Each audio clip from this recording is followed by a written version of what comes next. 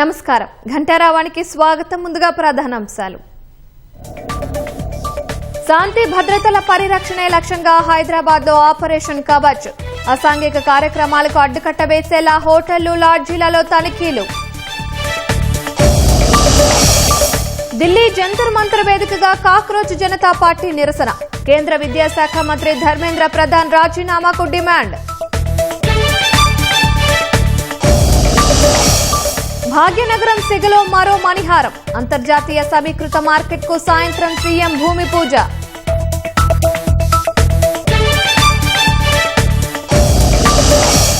కేరళలో లారీని ఢీకొట్టిన tempo van. 2 మృతి, 20 మందికి పైగా గాయాలు.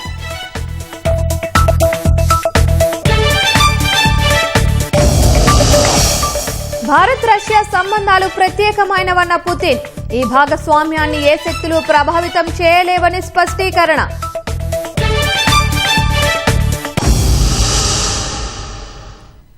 ఉమ్మడి మహబూబ్ నగర్ జిల్లా పరిధిలోని బీఆర్ఎస్ మాజీ మంత్రులు, మాజీ ప్రజాప్రతినిధులు మీడియాతో మాట్లాడుతున్నారు. ప్రత్యక్ష ప్రసారం ద్వారా చూద్దాం. ప్రారంభం చేస్తున్నారు. ఇక అయిపోయి వచ్చినట్టే రెండు రోజులలో మొత్తం ఇంకా పాలమూరు దళితులు పోతారు అబ్బాయి జాలిగా. మేము కొట్లాడింది ఇక్కడ మా టీం కేసీఆర్ గారి నాయకత్వం మేమందరం కొట్లాడింది, జైళ్ళలో పోయింది, తిప్పలు పడ్డది. ఈ జిల్లాను బాందారు రాష్ట్రాన్ని డెవలప్ చేసుకోవడానికే కదా. ఇక కనీసం మన జిల్లానన్నా రాష్ట్రం సంగతి ఏదైనా దేవుడు ఎరుగు. ఎందుకంటే మన జిల్లాలో ఆకలి చావులు, ఆత్మహత్యలు, వేధింపులు, చదువుకునేటువంటి నిరక్షరాస్యత దేశంలోనే తక్కువ ఉన్నట్టు లిటరసీ ఇక్కడనే ఇవన్నీ ఉన్నాయి కదా. ఇవన్నీ పోతాయి అనుకున్నాం. ఏముంది చెప్పండి? తిట్లు తప్ప ఏమన్నా ఉన్నాయా? తిట్లు తప్ప ఏమన్నా ఉన్నాయా? ఏం లేవు. ఇక మళ్ళనంట ఇక ఈ ఘనకార్యం చేసిన దానికి, ఈ ఘనకార్యం బాగా చేసినావు, 2.5 ఏళ్ళు పట్టింది చూడడానికి, తిరగడానికి. 2.5 ఏళ్ళ తర్వాత వాళ్ళు కట్టిన ప్రాజెక్టులు చూడడానికి ఇంత సమయం పట్టింది. ఇక క్యాన్సిల్ చేసినట్టు ఎప్పుడు విడుస్తాడో లేదో దీనికి మళ్ళా బీఆర్ఎస్ని బొందబెట్టి పాడేస్తారట. ఎందుకు వేస్తారు చెప్పు? ఒక్కటే ఆలోచించండి లాజిక్. ఎందుకు కాంగ్రెస్కి ఓటేయాలని ఒక ఓటర్ ప్రశ్నించుకోడా? నాకు రైతు బంధు ఎగ్గొట్టినందుకు ఓటేయాలనుకుంటాడా? రైతు భరోసా ఎగ్గొట్టినందుకు ఓటేయాలనుకుంటాడా? 5 పోయినందుకు ఎందుకు అనుకుంటాడు? గిట్టుబాటు ధర ఇవ్వకుండా, రోడ్ల మీద సంచులు లేకుండా, వానకు ఎండి 3 నెలలు పంటలు పండించి 2 నెలలు కావలు కాసి ఎవరికో దళారులకు అమ్మి పాడేసి ఏడ్చుకుంటే రైతు పోయినందుకు నీకు ఓటేస్తారా కాంగ్రెస్ పార్టీకి? మొత్తం రుణమాఫీ అయినందుకు అయింది, మొత్తం టోటల్ అయిపోయిందా అని చెప్పి రైతు వేస్తాడా? ఒక్క ఎకరం కూడా ఎండిపోకుండా 24 గంటల కరెంటు బ్రహ్మాండంగా ఉందిరా. శబాష్. కేసీఆర్ ఉన్నప్పుడు పోతుండే, ఎప్పుడు వస్తున్నావు కరెంట్ ఎప్పుడో తెలియకుండే ఈయన వచ్చి వైర్లు గుంజి కరెంట్ ఇచ్చి బ్రహ్మాండంగా కరెంట్ వచ్చిందని రైతు వేస్తాడా చెప్పండి? ఎందుకు వేస్తాడు? 2 లక్షల ఉద్యోగాలు ఇచ్చిండు అయిపోయి 6 నెలలు అని చెప్పి విద్యార్థులు ఇస్తారా? ఫీజు రియంబర్స్మెంట్ మొత్తం చేతులు మొత్తం ఎత్తేసిరు. రవికుమార్ గారు మన జిల్లా ఆయనే ఉన్నాడు జనరల్ సెక్రటరీ దానికి కాలేజీలకు. అడగండి, మొత్తం చేతులు ఎత్తేసిండు. ఇలా ఏ కాలేజీలో ఎవరు చేంజ్ చేసుకునే పరిస్థితి లేదు. దాదాపు 12,600 కోట్ల రూపాయలు బకాయి పెట్టి పడేసి ఇక నెక్స్ట్ వాళ్ళే ఇచ్చుకుంటారు, మేము డైరెక్ట్ స్టూడెంట్స్ అకౌంట్లు వేస్తాము, వాళ్ళు చదివిస్తారంట. ఎవడన్నా నమ్ముతాడా? ఎవడన్నా వాళ్ళు వేస్తారా? నాయనా మనం బాగా చదివిస్తున్నాడు, ఫీజు కడుతున్నాడు, ఫీజు రియంబర్స్మెంట్ వస్తుంది, నేను డిగ్రీ ఎంబీబీఎస్ చదువుతున్నా, ఓటే అని చెప్పి పిల్లాడు చెప్తాడా? ఉద్యోగాలు వచ్చిన పిల్లాడు చెప్తాడా? లేకపోతే ఇంట్లో ఆడపిల్ల ఎవరైతే చదువుకునే పిల్ల ఉంటుందో, డిగ్రీ ఇంటర్మీడియట్ చేసే పిల్ల, అమ్మ నాయన నాకు స్కూటీ పిచ్చిండు దాని మీదనే పోయేస్తున్నా అని ఏమని చెప్తుందా? లేకపోతే ఇంట్లో ఉన్న ముసలవ 200 రూపాయలు కేసీఆర్ 2,000 చేసిండు, మరి ఈ కాంగ్రెస్ వచ్చిన తర్వాత మాకు 4,000 అయింది అని వేస్తారా? ప్రతి మహిళకు 2,500 ఇస్తాడు కేసీఆర్ వెళ్ళేప్పుడు, మరి మనకు 2,500 వస్తుంది అని ఆమె వేస్తుందా? పుట్టిన పిల్లవాడు కేసీఆర్ కిట్ వచ్చిందని చెప్పి వాళ్ళు వేస్తారా? కొడలు వేస్తుందా? బిడ్డ వేస్తుందా? ఎవరు వేస్తారు? 42% బీసీలకు రిజర్వేషన్ ఇచ్చిండ్రు, అంత ఇంప్లిమెంట్ అవుతుందని వేస్తారా? లేదు మీ పార్టీలో ఉన్నటువంటి అన్ని వాళ్లకు మంత్రి పదవులు ఇచ్చిండు, 42% చైర్మన్లు ఇచ్చిండు, సామాజిక న్యాయం పాటించిండు అని చెప్పి వాళ్ళు వేస్తారా? ఎవరు వేస్తారు? దళితులకు 12 లక్షలు దళిత బంధు ఇచ్చిందని చెప్పి దళితులు వేస్తారా? గిరిజనులకు కూడా ఇస్తామన్నారు, వాళ్ళ అమ్మాడోళ్ళకి ఇచ్చినామని చెప్పి వాళ్ళు వేస్తారా? బీసీ బంధు ఇస్తామన్నారు, వాళ్ళు వేస్తారా? ఎవరు వేస్తారు? ముద్రాజులను బీసీఏ గ్రూప్లో వేస్తామని చెప్పారు, ఒక జియో వచ్చింది ఇంప్లిమెంట్ అయితే మా ముద్రాజులు వేస్తారా? 3 లక్షల రూపాయలు అకౌంట్లో పడుతుందని చెప్పి మా గొల్ల కుర్మలు వేస్తారా? 10 లక్షల రూపాయలు ఎక్స్గ్రే ఇచ్చిండు, చెట్టు మీద కింద పడి చనిపోతానని చెప్పి మా గౌడన్నలు వేస్తారా? విశ్వబ్రాహ్మణులు వేస్తారా? నాయి బ్రాహ్మణులు వేస్తారా? రజక సోదరులు వేస్తారా? కేసీఆర్ 200 యూనిట్లు ఫ్రీగా ఇచ్చిండు, ఇవాళ ఈయన వచ్చినాక మొత్తానికే పోయిందని చెప్పి ఇంకా ఎక్కువ ఇచ్చిండు, 500 యూనిట్లు చేసినా వేస్తారా? రైతు చనిపోతేనే 5 రోజుల్లో డబ్బులు వస్తుండే అని మా పెద్ద రైతు వేస్తారా? చిన్న రైతు ఇస్తాడా? రిటైర్డ్ అయిన ఉద్యోగులకు ఇప్పటివరకు డబ్బులు ఇవ్వలేదు, చచ్చిపోతున్నారు, వాళ్ళు వేస్తారా? బ్రహ్మాండంగా ఇదే పంచుకుందిరా, సచ్చినాక పైసలు వస్తున్నాయి, మేము చచ్చినాక ఇంట్లోకి పైసలు వస్తున్నాయి, ఇది చాలా బాగుంది అని చెప్పి వాళ్ళు వేస్తారా? లేకపోతే పిఆర్సీ బ్రహ్మాండంగా పిఆర్సీ ఇచ్చి పడేసే, డిఎల్ ఇచ్చి పడేసి అంతా వాళ్ళు వేస్తారా? ఎవరు వేస్తారు? జర్నలిస్టులకు హెల్త్ కార్డు వచ్చే, ఇండ్లు వచ్చే, అవన్నీ ఇండ్లు కట్టిస్తామని చెప్పి వాళ్ళు వేస్తారా? ఎవరు వేస్తారు? ఏ వర్గం వేస్తారు చెప్పండి? ఎందుకు వేస్తారు చెప్పండి? ఎందుకు ఓటేయాలా అని ఆలోచన వస్తే రాదా ఓటేసేటప్పుడు?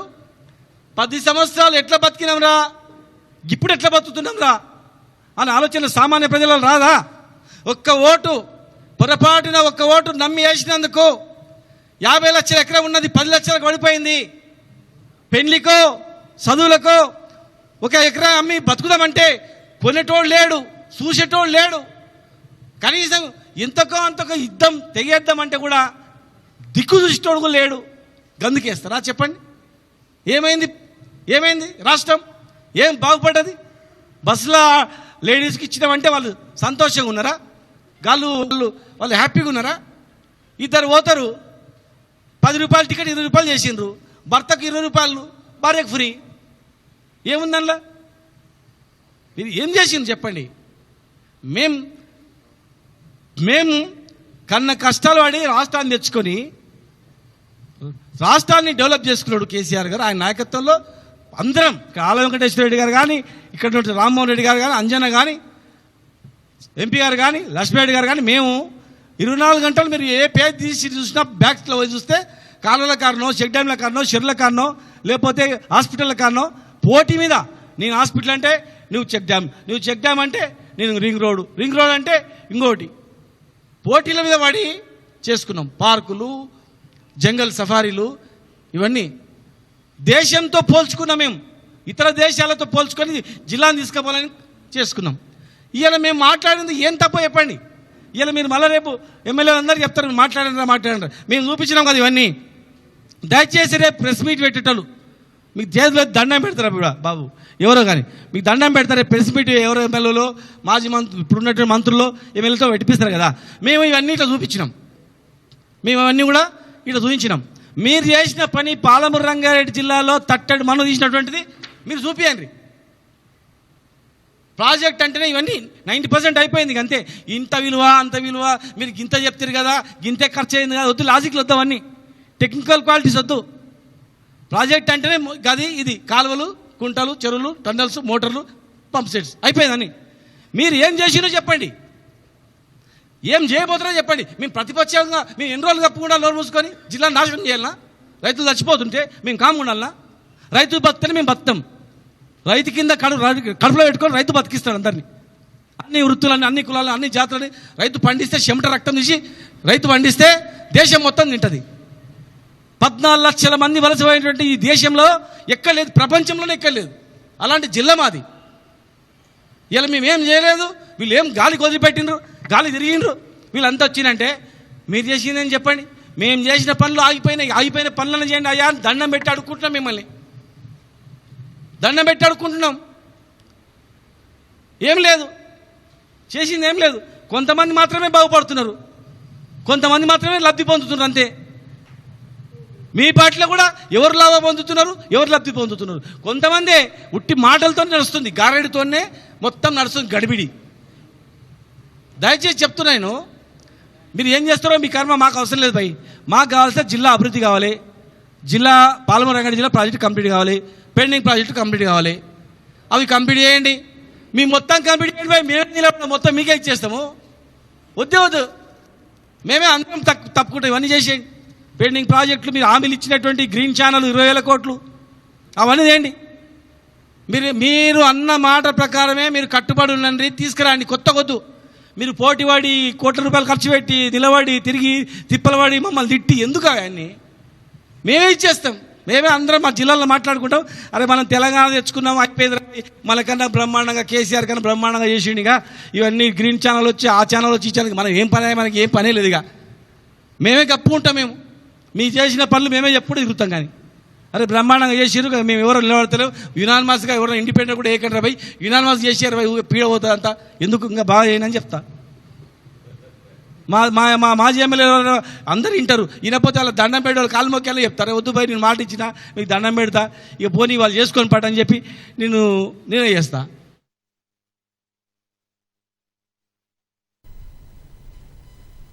భాగ్యనగరం సిగలో మరో మణిహారం చేరబోతోంది. హైదరాబాద్ శివారు బాహ్య వలయ రహదారి పక్కన కోహెడలో అంతర్జాతీయ సమీకృత మార్కెట్ కొలువు తీరబోతోంది. ప్రపంచ స్థాయి నాణ్యతా ప్రమాణాలు, సాంకేతిక హంగులతో అంతర్జాతీయ మార్కెట్ నిర్మాణానికి ఇవాళ సీఎం రేవంత్ రెడ్డి చేతుల మీదుగా పునాదిరాయి పడనుంది. ప్రభుత్వ ప్రైవేటు భాగస్వామ్యంతో మొత్తం 3,387 కోట్ల రూపాయల వ్యయంతో ఈ ప్రాజెక్టు 3 ఏళ్ల వ్యవధిలో అందుబాటులోకి రానుంది. తెలంగాణ రైజింగ్ విజన్ 2047 అవసరాల దృష్ట్యా అంతర్జాతీయ సమీకృత మార్కెట్ రూపకల్పన చేసినందున పండ్లు, పూలు, డ్రై ఫ్రూట్స్, డైరీ, ఫ్రోజన్, చేపలు, మాంసం వంటి మార్కెట్లు ఇక్కడ రాబోతున్నాయి. ప్రత్యక్షంగా పరోక్షంగా 25,000 మందికి ఉపాధి లభిస్తుందని ప్రభుత్వం భావిస్తోంది.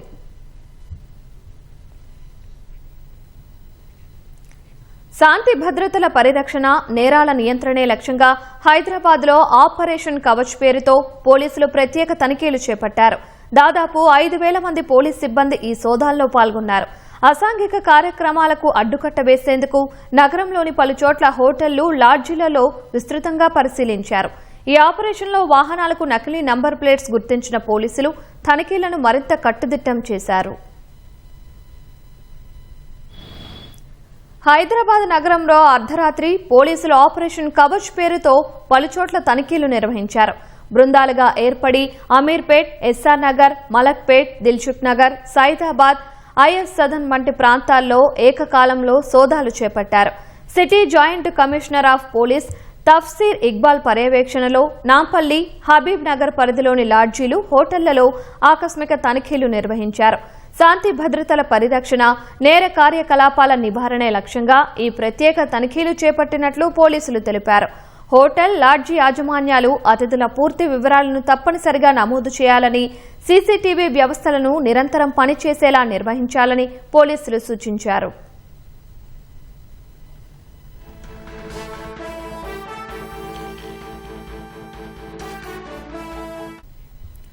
ఈ సోదాల్లో దాదాపు వేలాది మంది సిబ్బంది పాల్గొన్నారు. అనుమానాస్పద వ్యక్తుల కదలికలపై ప్రత్యేక దృష్టి సారించినట్లు పోలీసులు తెలిపారు. నగర పోలీసు కమిషనర్ సజ్జనార్ అమీర్పేట్, ఎస్ఆర్ నగర్ ప్రాంతాల్లో హోటళ్లు, లాడ్జీలలో తనిఖీలను పర్యవేక్షించారు. హోటళ్లలో బస చేస్తున్న అతిథుల ఆధార్ కార్డులు, ఇతర గుర్తింపు పత్రాలు, గెస్ట్ రిజిస్టర్లు, చెక్ ఇన్ రికార్డులు, సీసీటీవీ కెమెరాల పనితీరు, భద్రతా ఏర్పాట్లు, అవసరమైన అనుమతి పత్రాలను పరిశీలించారు. నిబంధనలు ఉల్లంఘించిన వారిపై కఠిన చర్యలు తీసుకుంటామని సిపి సజ్జనార్ హెచ్చరించారు.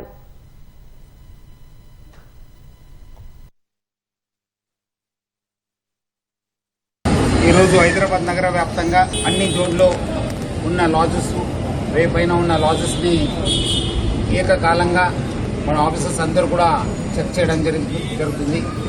దాదాపు 5,000 సిబ్బందితోని ఈరోజు ఆపరేషన్ కవచ్ భాగంగా ఈ యొక్క జనరల్ చెకింగ్ చేయడం జరుగుతుంది.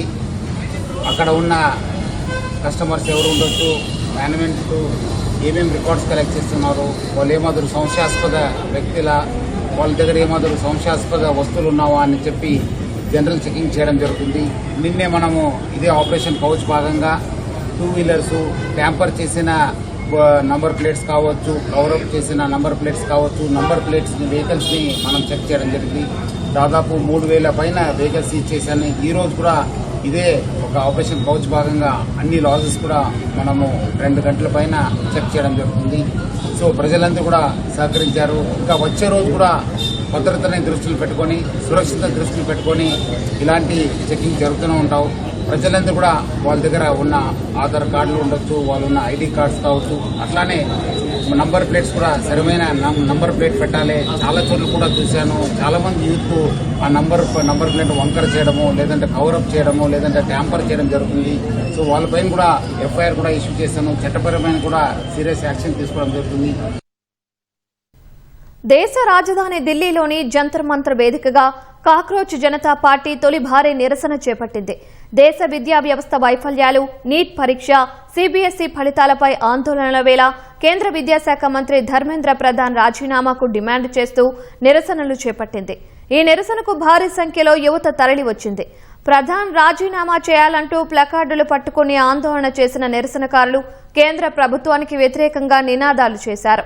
ఆందోళన వేళ జంతర్ మంతర్ పరిసరాల్లో ఢిల్లీ పోలీసులు 1000 మందికి పైగా సిబ్బందిని మోహరించారు. అంతకుముందు సీజేబీ వ్యవస్థాపకుడు అభిజిత్ దీప్కే బోస్టన్ నుంచి ఢిల్లీకి వచ్చారు.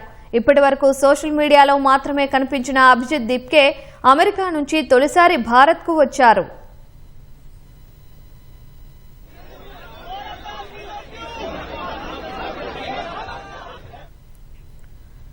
బీహార్ మాజీ ముఖ్యమంత్రి ఆర్జేడీ అధినేత లాలూ ప్రసాద్ యాదవ్ కుటుంబానికి ఉన్న Z+ భద్రతను ఆ రాష్ట్ర ప్రభుత్వం ఉపసంహరించుకుంది.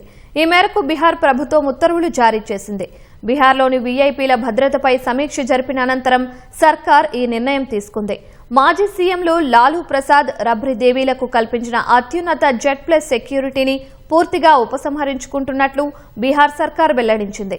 ఇకపై Lalu, rabri దేవీలకు Bihar special armed police బీఎస్ఏపీ ద్వారా సాధారణ భద్రతను కేటాయించనున్నట్లు తెలిపింది. వారితో పాటు లాలూ పెద్ద కుమారుడు జేజేడీ అధినేత తేజ్ ప్రతాప్ యాదవ్కు ఉన్న వై కేటగిరీ భద్రతను సైతం రద్దు చేస్తున్నట్లు పేర్కొంది.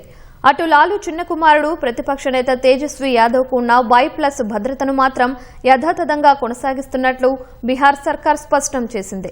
లాలూ పెద్ద కుమార్తె ఎంపీ మిసా భారతితో పాటు తేజస్వీ యాదవ్ భార్య రాజశ్రీ యాదవ్కు ప్రస్తుతం ఉన్న భద్రతా ఏర్పాట్లలో ఎలాంటి మార్పులు చేయలేదని వెల్లడించింది. మహిళల భద్రత, సాధికారత లక్ష్యంగా స్త్రీ రైడ్ కార్యక్రమం ప్రారంభోత్సవంలో డీజీపీ సిబి ఆనంద్ మాట్లాడుతున్నారు. ప్రత్యక్ష ప్రసారం ద్వారా చూద్దాం.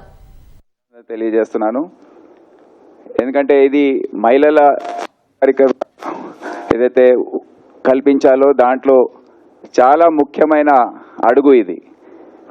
యూజువలీ మనం చూస్తుంటాం, ఇప్పుడు జొమాటో, స్విగ్గీ లాంటి గిగ్ వర్కర్స్ ఏదైతే ఉన్నారో ఆ ఎకానమీ ఏదైతే ఉందో దాంట్లో కేవలము మగవాళ్ళే ఇప్పుడు మనం చూస్తున్నాం.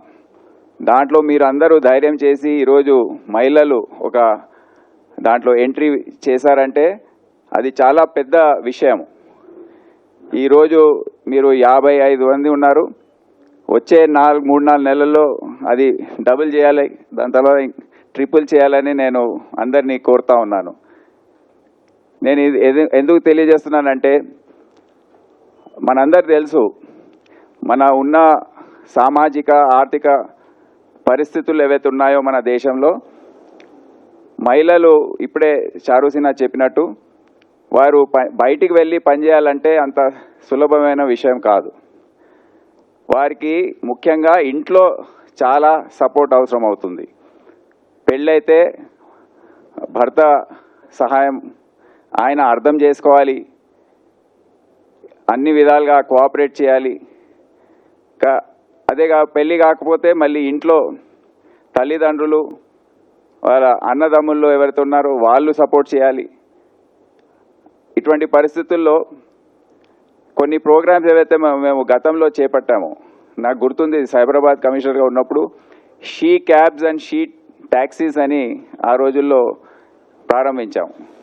అది దాదాపు ఒక 2 సంవత్సరాల వరకు కొనసాగింది. దాని తర్వాత మేము నోటీస్ చేసింది ఏంటంటే మెల్లమెల్లగా మీకు ధైర్యం తగ్గిపోవడం, మీకు సపోర్ట్ తగ్గిపోవడంతో మెల్లగా ఆ ట్యాక్సీస్ అన్నీ కూడా ఆ క్యాబ్స్ ఏవైతే తీసుకొచ్చారో దాన్ని విత్డ్రా చేసి మరి ట్రాన్స్పోర్ట్ డిపార్ట్మెంట్ ఆధ్వర్యంలోనే జరిగింది ఆ ప్రోగ్రాం. అప్పుడు సందీప్ సుల్తానియా ట్రాన్స్పోర్ట్ కమిషనర్, నేను సైబరాబాద్ సిపిగా ఉన్నప్పుడు అది చేపట్టారు. నేను ఎందుకు తెలియజేస్తున్నానంటే ఇదే ఉదాహరణ, ఇదే ఎక్స్పీరియన్స్ ఏదైతే ఉందో నాకు సిటీ పోలీస్ లాంటి సంస్థలో నేను చూశాను. 175 సంవత్సరాల చరిత్రలో ఒక ఉమెన్ ఇన్స్పెక్టర్ ఎప్పుడు కూడా లా అండ్ ఆర్డర్ SHOగా లేరని తెలిసింది. నేను అప్పుడు దాదాపు ఒక 25 మంది ఉమెన్ ఇన్స్పెక్టర్స్ ఉన్నారు సిటీ పోలీస్లో. వారందరినీ పిలిపించాను. నేను చెప్పాను, ఇది మీరు దాదాపు మీకు 33% రిజర్వేషన్ ఉంది. ఇప్పుడు మీరు ఉండొచ్చు ఒక 7-10% వరకు. కానీ మీరు ముందుకొచ్చి SHO పోస్టులు చేయకపోతే మళ్ళీ మిగతా వారికి మీరు ఏ విధంగా ఒక ఆదర్శంగా నిలబడతారు? వాళ్ళకి ఎగ్జాంపుల్స్ ఏంటి? ఎవరిని చూసి వాళ్ళు ముందుకు వస్తారని వాళ్ళని అడగడం జరిగింది. సో ఒక ఆఫీసర్ ధైర్యం చేసి నేను చేస్తాను అని, అంటే ఆఫర్ కూడా నేను చేస్తానని కూడా అడగడం ఆ రోజుల్లో లేదు. ఒకరు వచ్చారు, వారిని నియమించాం, బాగా పనిచేశారు. వచ్చే 3-4 నెలల్లో 4 SHOగా పెట్టడం జరిగింది, 4 ఉమెన్ SHOs. కానీ ఒక సంవత్సరం లోపు 4లో 2 వచ్చి, సార్ మాతో అవ్వట్లేదు, ఇంట్లో మాకు సరి అయిన సపోర్ట్ లేదు, ఈ ఆడ్ టైమింగ్స్ ఏవైతే ఉన్నాయో, అంటే SHO లా అండ్ ఆర్డర్గా ఉంటే 24 గంటలు అవైలబుల్ ఉండే అవసరం ఉంటుంది, ఒక రెగ్యులారిటీ ఉండదు, బందోబస్తులు ఉంటాయి. సిటీ పోలీస్ మీకు తెలుసు ఏ విధంగా ఉంటుందో. సో అప్పుడు తెలిసింది, మహిళలు బయటికి వచ్చి ఇటువంటి ఉపాధి అవకాశాలు కల్పించాలంటే వారికి, వాళ్ళు వచ్చి ధైర్యంగా పనిచేయాలంటే ఇంట్లో ఉన్న మగవాళ్ళ సపోర్ట్ దానికన్నా ఎక్కువ అవసరమని నాకు అప్పుడు అర్థమైంది. సో దీంట్లో స్టాండ్ విత్ హర్ ప్రోగ్రామ్ ఏదైతే ఉమెన్ సేఫ్టీ వింగ్ చేపట్టిందో దానికి చాలా అర్థం ఉంది. ఒట్టిగా ఏదో స్లోగనియరింగ్ ఇది కాదు. అది భర్తలు ఎవరైతే ఉన్నారో, అన్నదమ్ములు ఎవరైతే ఉన్నారో, తల్లిదండ్రులు ఎవరైతే ఉన్నారో, వారు ఇటువంటి జాబ్స్లో ఇప్పుడు గిగ్ వర్కర్ అంటే ఏంటి? మీరు మోటార్ సైకిల్ పైన రోడ్డు పైన వెళ్ళినప్పుడు, ఆ మోటార్ సైకిల్ మీద వెళ్ళినప్పుడు మళ్ళీ ఆకతాయిలు ఉంటారు, వాళ్ళు వచ్చి ఏమైనా కమెంట్స్ చేయొచ్చు. అప్పుడు మేము ట్రాఫిక్ పోలీస్ పరంగా, లా అండ్ ఆర్డర్ పోలీస్ పరంగా మేము సపోర్ట్ చేయాలి. ట్రాన్స్పోర్ట్ డిపార్ట్మెంట్ పరంగా వాళ్ళు కూడా కొద్దిగా చూసి చూడనట్టు వెళ్ళాలి, వాళ్ళు కూడా సపోర్ట్ చేయాలి. ఉమెన్ సేఫ్టీ వింగ్ నుంచి సపోర్ట్ చేయాలి. మేమందరము ప్రభుత్వ పరంగా మేము సపోర్ట్ చేయాలి. అదే కాకుండా మీరు ధైర్యంగా, నా అప్పీల్ ఏంటంటే, ఇటువంటి చిన్న చిన్న కష్టాలు వచ్చినప్పుడు ఇది బాగాలేదని వదిలేసిపోవద్దు, మీరు ఆదర్శంగా ఉండాలి. ఎందుకంటే నేను ఒక ఎకనామిక్ స్టూడెంట్ని, ఆర్థిక శాస్త్రం ఏదైతే ఉందో, సింపుల్ లాజిక్ ఏంటంటే 50% మన జనాభాలో 50% వరకు మహిళలే ఉంటారు కదా. 50% పని చేయకపోతే మన GSDP ఏదైతే ఉందో అది 50% తగ్గిపోతుంది. సింపుల్ లాజిక్ కదా. మీరందరూ ముందుకొచ్చి పని చేయకపోతే, ఇటువంటి ఎంప్లాయ్మెంట్లో మీరు పాల్గొనకపోతే, మీరు ఎకానమీ డ్రైవ్ చేసే ఏవైతే అంశాలు ఉన్నాయో దాంట్లో మీరు పాల్గొనకపోతే, మరి మన దేశ ప్రొడక్టివిటీ ఏదైతే ఉందో అదే విధంగా తగ్గిపోతుంది. సో అందరు కూడా ముందుకొచ్చి ధైర్యం, కొద్దిగా కష్టాలు ఉంటాయి, కష్టం లేకుండా ఇప్పుడు ఫైటర్ పైలట్స్ ఉంటారు మహిళలు, MiG-23, మిరాజ్ 2000 ఇటువంటి ఫ్లైట్లు ఫైటింగ్ అదే యుద్ధాల్లో వెళ్ళే విమానాల్ని నడుపుతుంటారు. కష్టాలు ఉండవా? మళ్ళీ ఎంత రిస్క్ ఉంటుంది, కానీ ధైర్యం చేసి వస్తున్నారు. బస్ కండక్టర్లుగా వస్తున్నారు, మా మహిళా కానిస్టేబుల్, ఉమెన్ హోంగార్డ్స్గా వస్తున్నారు.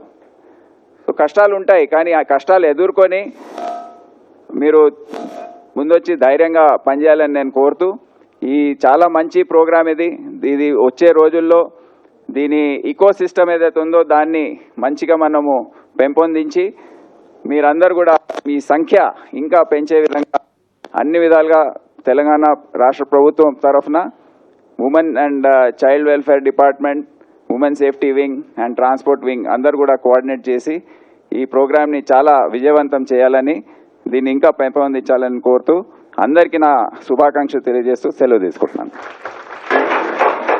Thank you very much sir.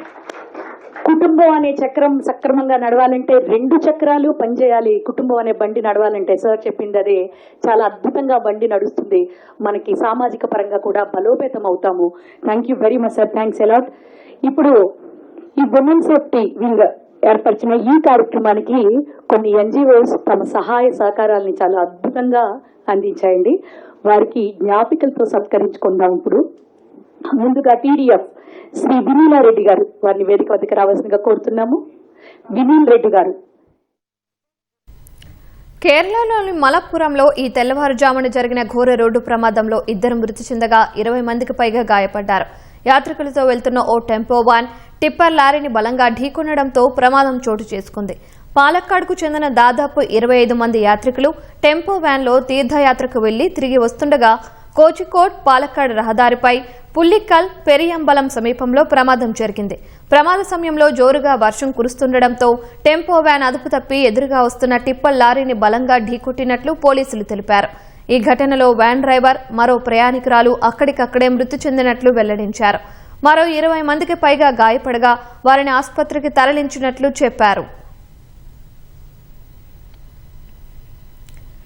ఐరాస general assembly సమావేశాల్లో జమ్మూ కాశ్మీర్ అంశాన్ని పాకిస్తాన్ ప్రస్తావించడాన్ని భారత్ తీవ్రంగా ఖండించింది. అబద్దపు పక్షపాతపూరిత కథనాలను ప్రచారం చేయవద్దని హెచ్చరించింది. ఈ మేరకు ఐరాసలోని భారత శాశ్వత ప్రతినిధి పర్వతనేని హరీష్ పాక్కు గట్టి కౌంటర్ ఇచ్చారు. జమ్మూ కాశ్మీర్కు సంబంధించిన అన్ని విషయాలు పూర్తిగా భారత్లోని అంతర్గత వ్యవహారాలు అని స్పష్టం చేశారు. ఆ కేంద్రపాలిత ప్రాంతం ఎప్పటికీ భారత్లో అంతర్భాగంగానే ఉంటుందని తేల్చి చెప్పారు. దీనికి విరుద్ధంగా చేసే ఎలాంటి వాదనలైనా ఆధారరహితమైనవి, చారిత్రక వాస్తవాలకు విరుద్ధమైనవంటూ హరీష్ కొట్టిపారేశారు. పాక్ చేసే అబద్దపు ప్రచారాలు ఈ ప్రాథమిక వాస్తవాన్ని మార్చలేవని చెప్పారు. ఐరాస భద్రతా మండలిలో సభ్యదేశంగా ఉండడం అనేది ఒక పెద్ద బాధ్యత అని గుర్తు చేశారు. పాక్ తన విభజన రాజకీయ ప్రయోజనాల కోసం ఇలాంటి ప్రతిష్టాత్మకమైన వేదికలను దుర్వినియోగం చేయడం అలవాటుగా మార్చుకుందని మండిపడ్డారు.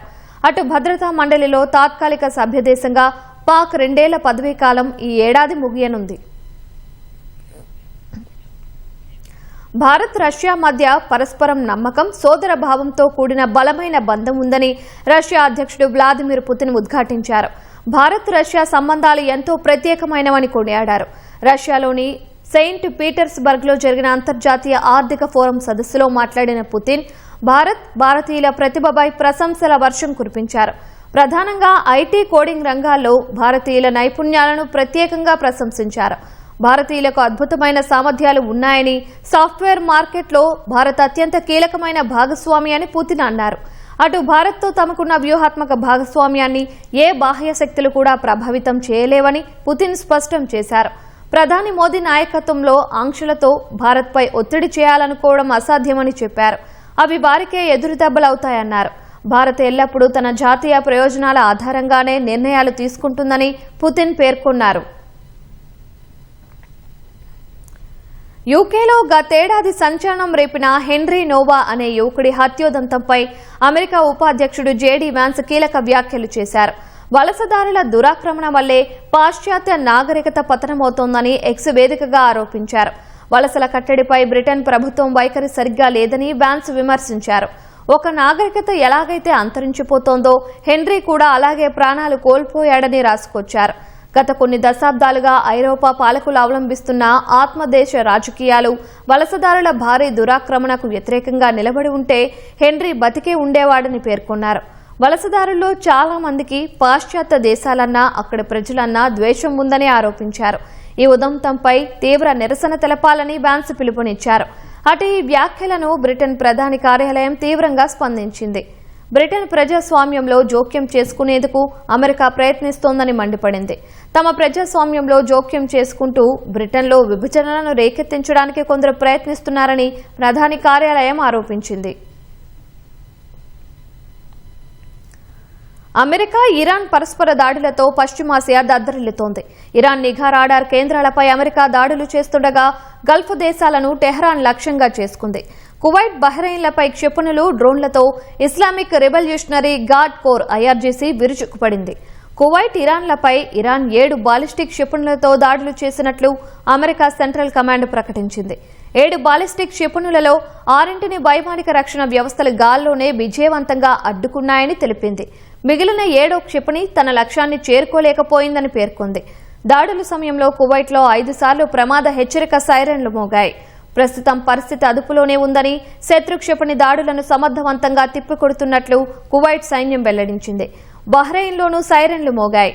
ప్రజలు సురక్షిత ప్రాంతాలు లేదా బంకర్లలోకి వెళ్లి దాక్కోవాలని అక్కడి ప్రభుత్వం ఆదేశాలు జారీ చేసింది. అటు శత్రు స్థావరాలపై క్షిపణులతో విజయవంతంగా దాడులు చేసినట్లు ఐఆర్జీసీ ప్రకటించింది.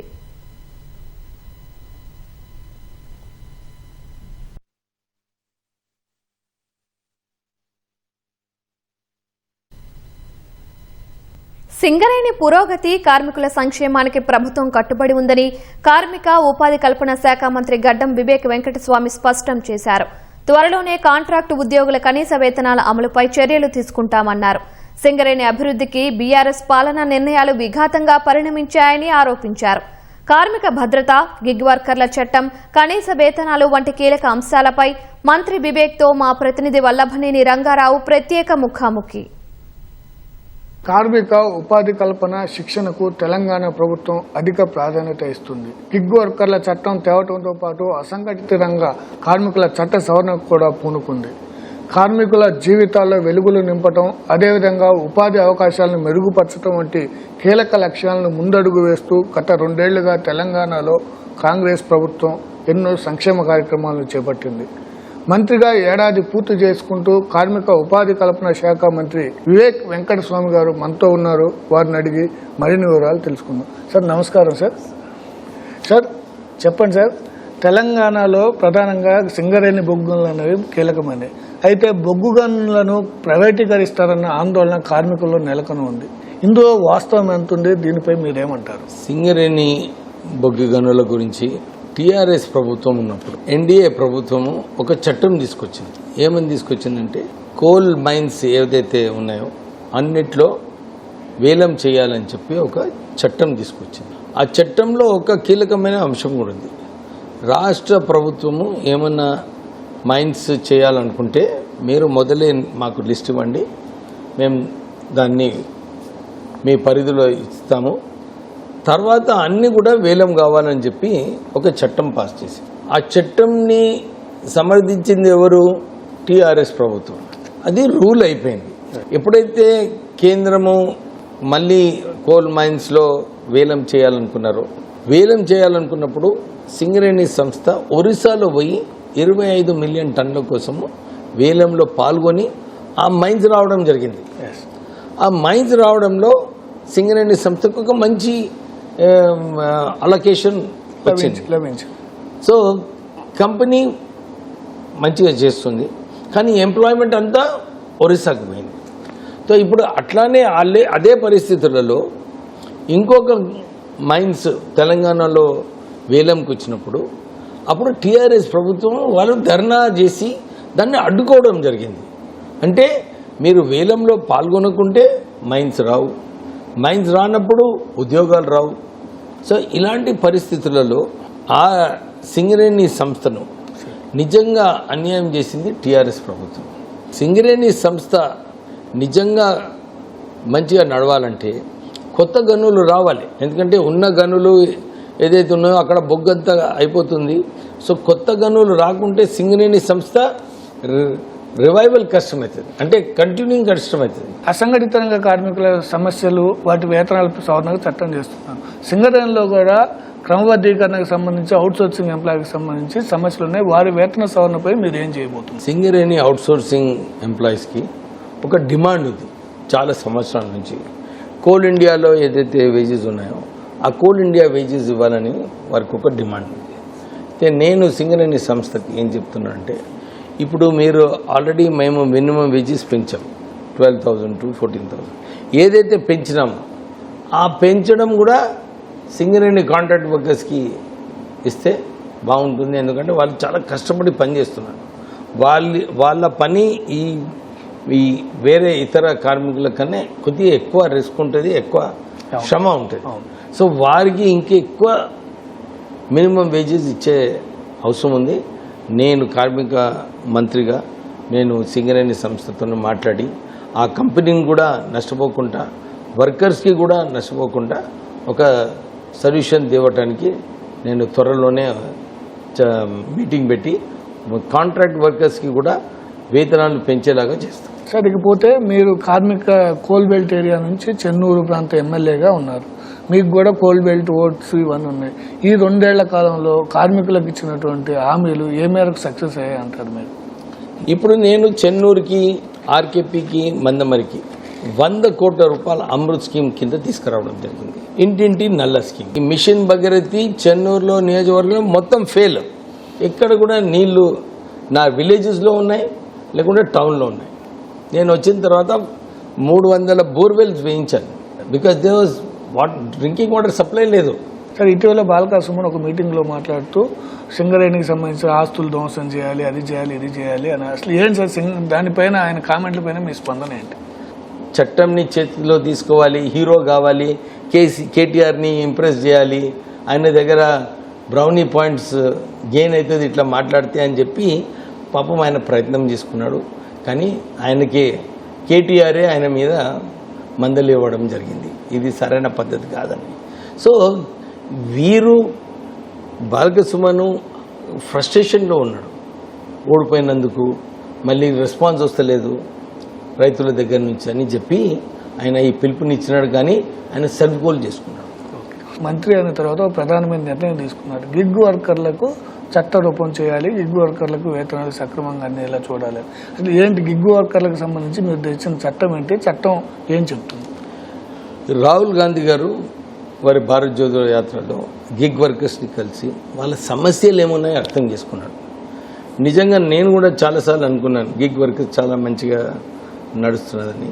కానీ వారితో చర్చించిన తర్వాత వారి సమస్యలు ఏదైతే ఉన్నాయో నిజంగా చాలా బ్యాడ్ సిచ్యువేషన్ ఉంది గిగ్ వర్కర్స్ది. సో మేము అగ్రిగేటర్స్తోని గిగ్ వర్కర్స్ యూనియన్తోని ఇద్దరితో మాట్లాడి ఆ సమస్యలు ఏమున్నాయో కనుక్కొని ఈ గిగ్ వర్కర్స్ యాక్ట్ తీసుకురా అమలు అయిపోయింది. ఒక బోర్డు ఫామ్ చేయాలి, త్వరలోనే బోర్డు ఫామ్ చేస్తాము. రూల్స్ ఉండాలి.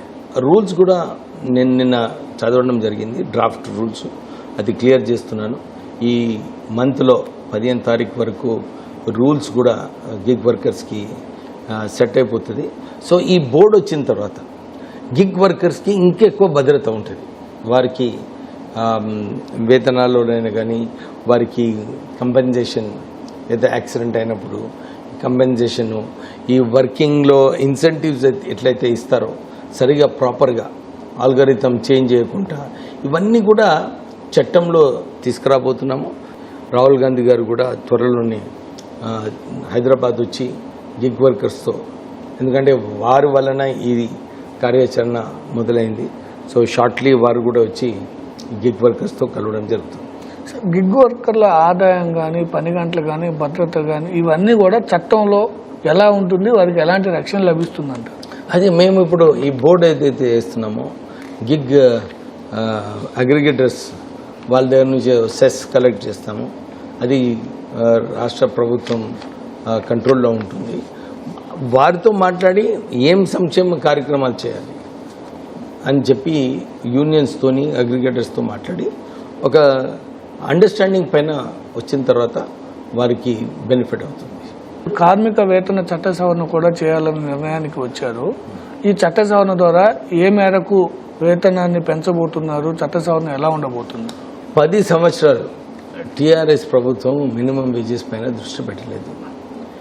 నేను వచ్చిన తర్వాత అందరితోని ఇండస్ట్రీ అసోసియేషన్స్తో మాట్లాడి, సిఐఐ, ఫ్యాప్సీ వాళ్ళతో మాట్లాడి ఇది చేస్తే బాగుంటుందని చెప్పి ఒక ఒప్పందంకి వచ్చి వారికి ఇండస్ట్రీకి నష్టం కాకుండా వర్కర్స్కి మంచి వేతనాలు ఇవ్వడంలో ఒక అండర్స్టాండింగ్కి వచ్చి మొన్న మినిమం వేజెస్ క్లియర్ కావడం జరిగింది.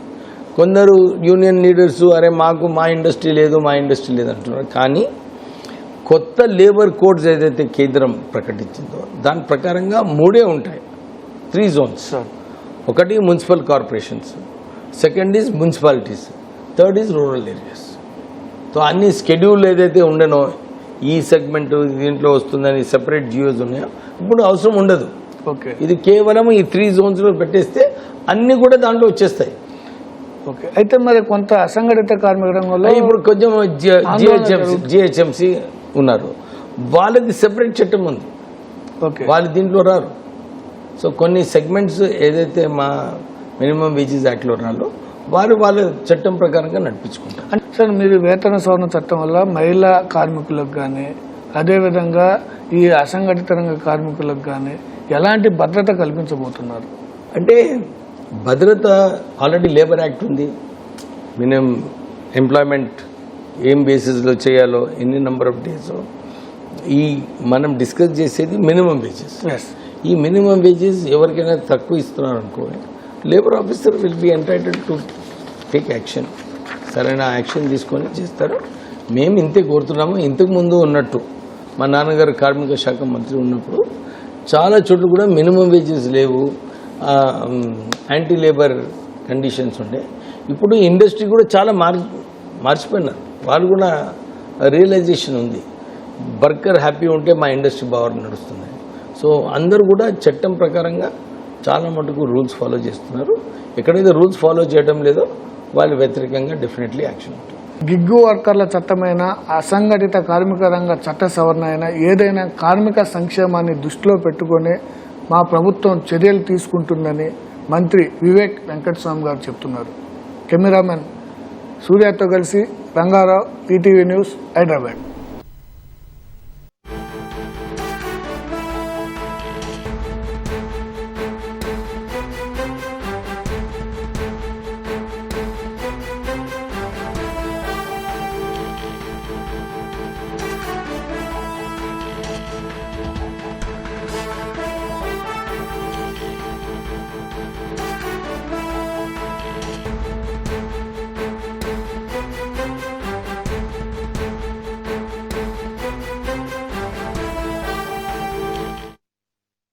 వికారాబాద్ జిల్లా మర్పల్లి మండల కేంద్రంలో హోటల్ స్లాబ్ కుప్పకూలింది.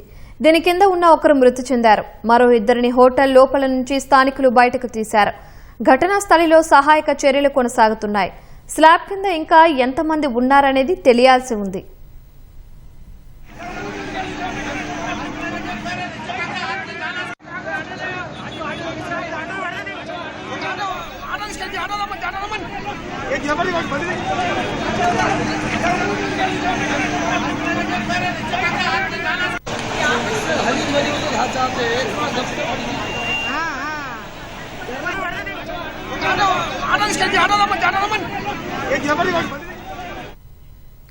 వికారాబాద్ జిల్లా మర్పల్లి మండల కేంద్రంలో హోటల్ స్లాబ్ కుప్పకూలింది. దీని కింద ఉన్న ఒకరు మృతి చెందారు. మరో ఇద్దరిని హోటల్ లోపల నుంచి స్థానికులు బయటకు తీశారు. ఘటనా స్థలిలో సహాయక చర్యలు కొనసాగుతున్నాయి. స్లాబ్ కింద ఇంకా ఎంతమంది ఉన్నారనేది తెలియాల్సి ఉంది.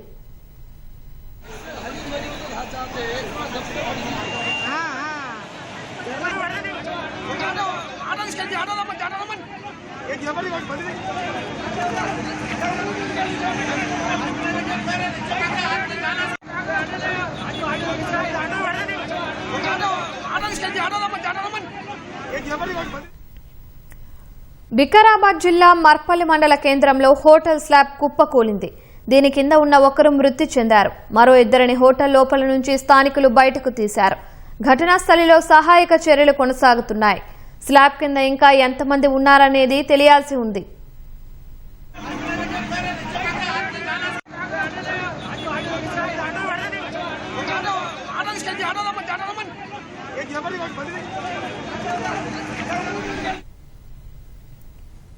మెదక్ జిల్లా రామాయంపేట శివారులో జరిగిన రోడ్డు ప్రమాదంలో ఓ వ్యక్తి మృతి చెందాడు.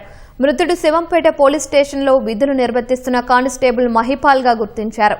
మహిపాల్ తన స్వగ్రామం కోమటిపల్లికి వెళ్తుండగా రామాయంపేట శివారులో లారీ బలంగా ఢీకొట్టింది. ఈ ప్రమాదంలో మహిపాల్ లారీ కిందకు వెళ్లిపోయి అక్కడికక్కడే ప్రాణాలు కోల్పోయాడు. ఈ ఘటనతో కుటుంబ సభ్యులు, సహచర పోలీసు సిబ్బంది తీవ్ర విషాదంలో మునిగిపోయారు. ప్రమాదానికి కారణమైన లారీ డ్రైవర్ను పోలీసులు అదుపులోకి తీసుకున్నారు. భద్రాద్రి కొత్తగూడెం జిల్లా భద్రాచలం పట్టణంలోని అయ్యప్ప కాలనీలో పోలీసులు ఆకస్మిక నిర్బంధ తనిఖీలు నిర్వహించారు. గత కొంతకాలంగా పట్టణంలో ఒడిశా ప్రాంతం నుంచి గంజాయి రవాణా అవుతుందనే సమాచారంపై ఈ తనిఖీలు చేపట్టారు. సరైన ధ్రువపత్రాలు లేని 37 ద్విచక్ర వాహనాలను 2 ఆటోలను స్వాధీనం చేసుకుని పోలీస్ స్టేషన్కు తరలించారు. ప్రజలంతా గంజాయి రవాణా పట్ల అవగాహనతో ఉండాలని డీఎస్పీ అరుణ్ కుమార్ అన్నారు. ఎవరైనా గంజాయిని తరలించడం, సేవించడం వంటి చర్యలకు పాల్పడితే వెంటనే పోలీసులకు సమాచారం ఇవ్వాలని ఆయన తెలిపారు. ఈ ప్రోగ్రాం ముఖ్య ఉద్దేశం ఏంటంటే ప్రజలతో మంచి సంబంధాలు ఏర్పరచుకోవడంతో పాటు ప్రజల సమస్యలు క్షేత్రస్థాయిలో వాటిని పరిష్కరించడం, రెండవది మత పదార్థాల గురించి వాళ్ళకి వివరించి మత పదార్థాలకు బానిసవడం వల్ల కలిగే నష్టాలను తెలియజేసి వాళ్ళ తల్లిదండ్రులను కూడా కౌన్సిలింగ్ చేయడం జరిగింది. దాంతోపాటు సైబర్ క్రైమ్ సంబంధించిన వల్ల ఏవైతే మనకు సమస్యలు ఏర్పడితే వాటి నుండి బయటపడతాం అనే వాటి గురించి కూడా వాళ్ళకి వివరించడం జరిగింది.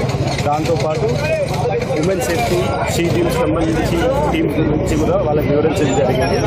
దాంతోపాటు ట్రాఫిక్ అవేర్నెస్ గురించి చెప్పడం జరిగింది. ప్రతి బండి వాహనదారుకి సరైన పత్రాలు, లైసెన్స్, హెల్మెట్ ధరించి డ్రైవింగ్ చేయాలి, సీట్ బెల్ట్ పెట్టుకోవాలి అనే వాటి గురించి ప్రజల్లో చైతన్యం కలిగించడం ఈ కార్యక్రమం యొక్క ముఖ్య ఉద్దేశం.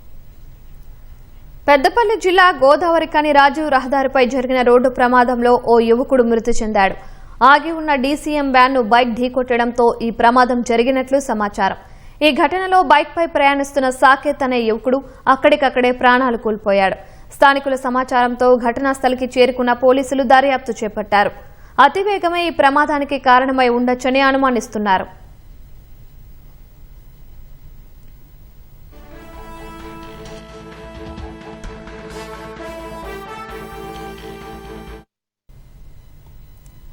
సిద్దిపేట జిల్లా తొగుట మండలం పెద్ద మాసాన్పల్లి సర్పంచ్ ఆధ్వర్యంలో నిర్వహించిన గ్రామ సభలో మద్యపాన నిషేధంపై ఏకగ్రీవ తీర్మానం చేశారు. గ్రామంలో మద్యం విక్రయించినా, సేవించినా 50,000 రూపాయల జరిమానా విధిస్తామని గ్రామ సభ తెలిపింది. మద్యానికి బానిసైన యువత పెడదారి పట్టి తమ జీవితాలను నాశనం చేసుకుంటున్నారని ఆ గ్రామ సర్పంచ్ ఆవేదన వ్యక్తం చేశారు. ఈ దుస్థితిని చూసి చలించిపోయిన ఆయన ఊరి బాగు కోసం ఈ నిర్ణయాన్ని తీసుకున్నారు. సర్పంచ్ ఆలోచనకు గ్రామస్తులంతా అండగా నిలవడంతో ఆ పల్లె సంపూర్ణ మద్యపాన నిషేధం వైపు అడుగులేసింది. ఈ తీర్మానానికి అందరూ కట్టుబడి ఉండాలని గ్రామస్తులతో ఆయన ప్రతిజ్ఞ చేయించారు.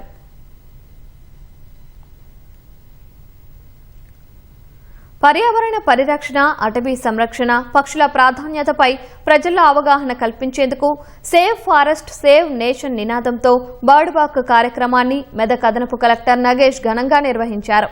ఈ కార్యక్రమాన్ని పోచారం అభయారణ్యం ఉదయం వేళ కలెక్టర్ జెండా ఊపి ప్రారంభించారు. అనంతరం చెరువులు, పక్షుల నివాస ప్రాంతాలను సందర్శించిన అధికారులు వివిధ రకాల స్థానిక వలస పక్షులను పరిశీలించారు. పర్యావరణ సమతుల్యతను కాపాడటంలో పక్షులు కీలక పాత్ర పోషిస్తాయని వివరించారు.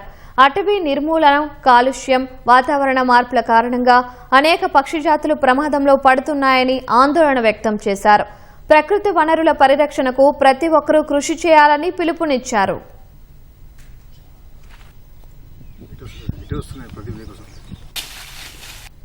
అడవులంటే సజీవిగా ఉండాలంటే మొదటగా మార్నింగ్ టైంలో ఉదయంలోనే ప్రాతకాలం నందు పక్షుల కిలకిల రాగాలు ఉన్నట్లయితే ఆ అడవి సజీవంగా ఉన్నట్లు మనం గుర్తించాలి.